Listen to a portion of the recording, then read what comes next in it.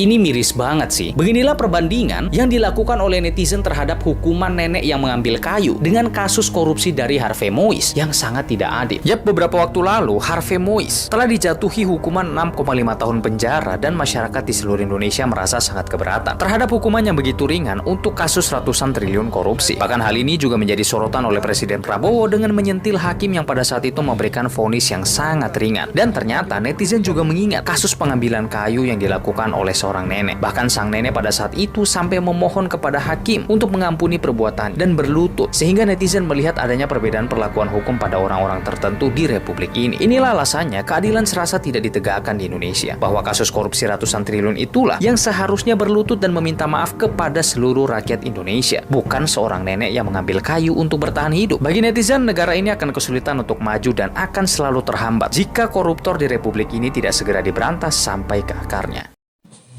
Assalamualaikum warahmatullahi wabarakatuh. Perkenalkan, nama saya Salma Salsabila dari kelas 10 MPLB 2. Pada kesempatan kali ini, saya akan mereaksi sebuah video yang memperlihatkan seorang nenek yang hanya mencuri kayu namun dijerat hukum yang lumayan berat. Sedangkan seorang koruptor yang merugikan negara sebesar ratusan triliun hanya dijerat hukuman 6,5 tahun. Video yang menunjukkan ketidakadilan hukum di Indonesia tersebut memang memunculkan rasa kecewa yang cukup mendalam, terutama ketika seorang nenek yang hanya mencuri kayu untuk kebutuhan hidupnya dijerat hukuman yang lumayan berat.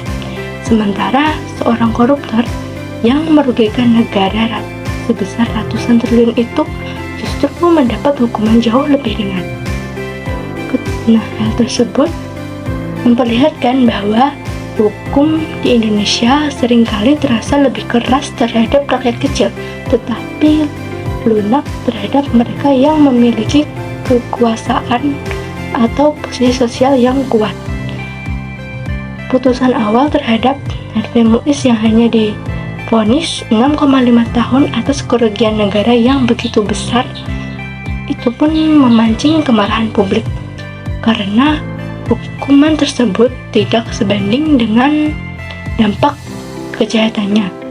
Meskipun akhirnya hukuman itu diperberat menjadi 20 tahun, tetap saja hal tersebut meninggalkan pertanyaan besar. Mengapa keadilan baru tampak bekerja setelah tekanan publik begitu kuat? Hal seperti ini memperlihatkan adanya celah besar dalam sistem peradilan Indonesia, terutama ketika hakim memiliki ruang yang luas tanpa standar pengukuran yang ketat untuk menentukan berat atau ringannya hukuman. Akibatnya, faktor latar belakang sosial dan posisi terdakwa seringkali lebih menentukan putusan daripada kadar kerugian atau dampak kejahatan itu sendiri.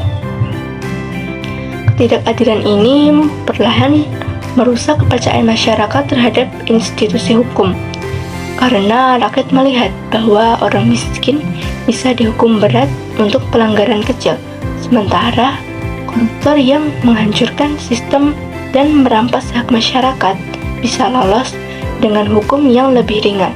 Padahal kasus seperti pencurian kayu sering muncul bukan karena niat jahat, melainkan karena kemiskinan dan kebutuhan mendesak yang tidak ditopang oleh sistem sosial yang memadai.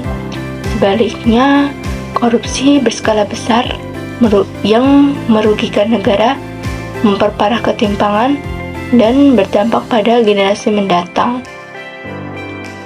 Untuk mewujudkan hukum Indonesia yang benar-benar adil, dibutuhkan perubahan struktural, seperti pedoman hukum yang lebih jelas, pengawasan ketat terhadap hakim, serta transparansi dan proses persidangan.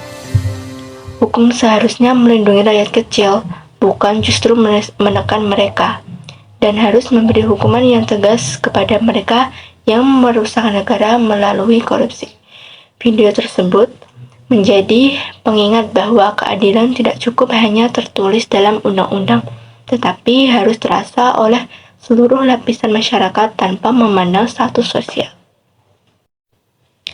Terima kasih banyak. Hanya itu yang dapat saya sampaikan pada kesempatan kali ini.